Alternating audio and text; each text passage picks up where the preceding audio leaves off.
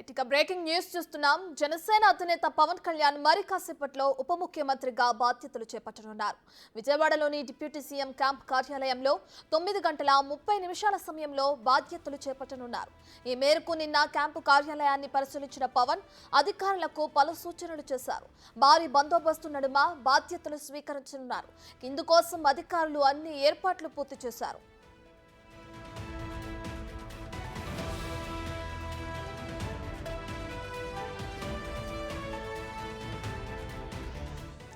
ఇక పవన్ ఉప ముఖ్యమంత్రి హోదాతో పాటు పంచాయతీరాజ్, గ్రామీణాభివృద్ధి, పర్యావరణ, అటవీ, శాస్త్ర సాంకేతిక శాఖల బాధ్యతలను పర్యవేక్షిస్తారు.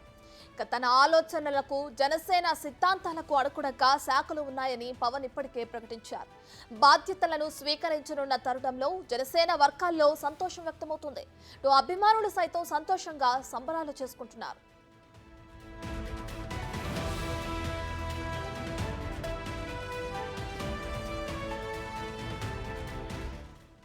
బాధ్యతలు స్వీకరించిన అనంతరం ఉదయం 11:30 ఐఏఎస్, ఐపీఎస్ అధికారులతో పవన్ భేటీ కానున్నారు. ఈ సమావేశం ముగిసిన వెంటనే మధ్యాహ్నం 12 గంటలకు గ్రూప్ 1, 2 అధికారులతో మాట్లాడనున్నారు. ఆ తర్వాత 12:30 పంచాయతీ సెక్రటరీ అసోసియేషన్తో సమావేశం కానున్నారు. ఇక రాత్రికి మంగళగిరి జనసేన పార్టీ ప్రధాన కార్యాలయంలో పవన్ బస చేయనున్నారు.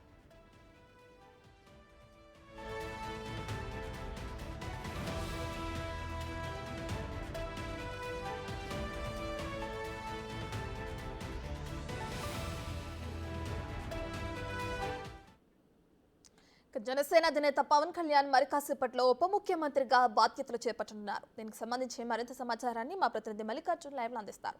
రైట్ మల్లికార్జున్, 9:30 సమయంలో పవన్ బాధ్యతలు చేపట్టనున్నట్లు తెలుస్తుంది. దీనికి సంబంధించిన ఏర్పాట్లు ఏ విధంగా జరుగుతున్నాయి?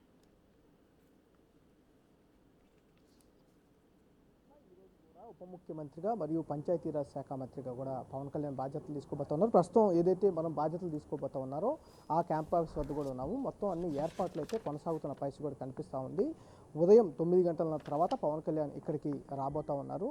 9:30 నుంచి 10:30 లోపు, అంటే గంట సమయంలోనే బాధ్యతలు తీసుకునే అవకాశం కనిపిస్తూ ఉంది. దానికి తగ్గట్టుగా అధికారులు అన్ని ఏర్పాట్లు చేయడం జరుగుతూ ఉంది.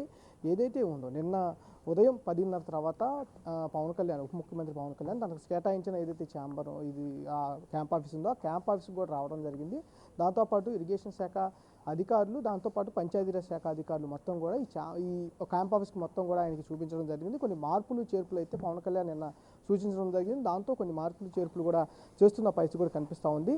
మొత్తం కూడా ఈయన నిన్న ఛాంబర్ పరిశీలిస్తారనుకున్నప్పటికీ ఆయన ముఖ్యమంత్రి చంద్రబాబు నాయుడుతో భేటీ అయ్యి కొన్ని విషయాలపై కూడా ఆయన సమావేశం నిర్వహించుకోవడం జరిగింది, భేటీలో చర్చించుకోవడం జరిగింది. దాని తర్వాత ఈరోజు ఏదైతే ఆయన పత్రికా ప్రకటన ద్వారా 19వ తారీఖు బాధ్యతలు తీసుకుంటారని ప్రకటించడం జరిగిందో, ఈ నేపథ్యంలోనే ఈ బాధ్యతలు మరి కాసేపట్లో తీసుకునే అవకాశం కనిపిస్తూ ఉంది. బాధ్యతలు తీసుకున్న తర్వాత 11:30 ఇటు ఐఏఎస్, ఐపీఎస్ అధికారులతో కూడా సమావేశం కాబోతా ఉన్నారు.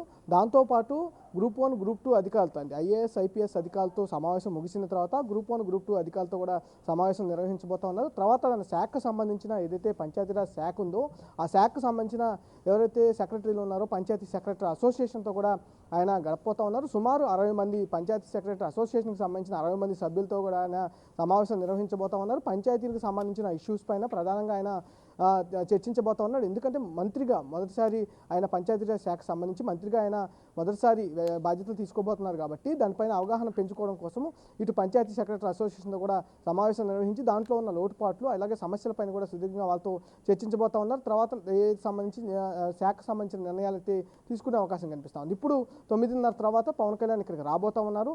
10:30 లోపల బాధ్యతలు అయితే స్వీకరించే అవకాశం కనిపిస్తూ ఉంది. దానికి తగ్గట్టుగా కూడా ఇక్కడ ఏర్పాట్లు అయితే కొనసాగుతున్న పరిస్థితి కనిపిస్తూ ఉంది. రత్న. రైట్ మల్లికార్జున్, ఇప్పుడు మీరు చెప్పినట్లుగానే అటు ఏదైతే బాధ్యతలు స్వీకరించిన తర్వాత అటు ఐపీఎస్ కానీ ఐఏఎస్ అధికారులతో సమావేశమయ్యే అవకాశం కనిపిస్తుంది కదా, సమావేశమైన తర్వాత ఏ అంశాల గురించి మాట్లాడే అవకాశం కనిపిస్తుంది?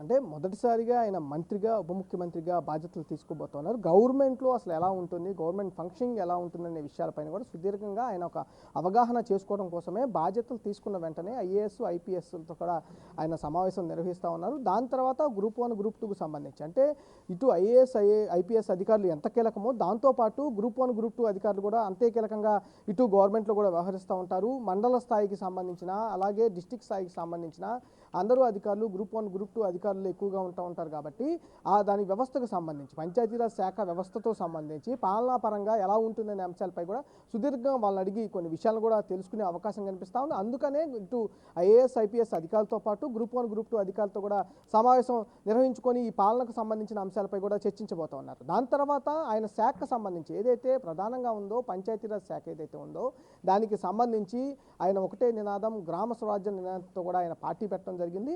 ఆ నేపథ్యంలోనే ఈ శాఖ అనేది ప్రధానంగా ఆయన కోరుకోవడం జరిగింది. అందుకే ఇది కేటాయించడం చంద్రబాబు ముఖ్యమంత్రిగా ఆయనకి ఈ శాఖ అనేది కేటాయించడం జరిగింది. ఈ నేపథ్యంలోనే అసలు పంచాయతీరాజ్ శాఖకు సంబంధించిన అంశాలపై అంటే గ్రౌండ్ లెవెల్లో ఉన్న ఏదైతే సమస్యలు ఉన్నాయో దాంట్లో మనం ఎన్ని సమస్యలు పరిష్కరించగలుగుతామో అనే అంశాలపై కూడా ప్రధానంగా ఈ పంచాయతీ సెక్రటరీకి సంబంధించిన అసోసియేషన్తో కూడా ఆయన చర్చించబోతా ఉన్నారు. ఎన్నిటిని అవగాహన చేసుకోవడం ఈ రోజు మొత్తం కూడా 3-4 సమావేశాలు ఆయన నిర్వహించబోతా ఉన్నారు.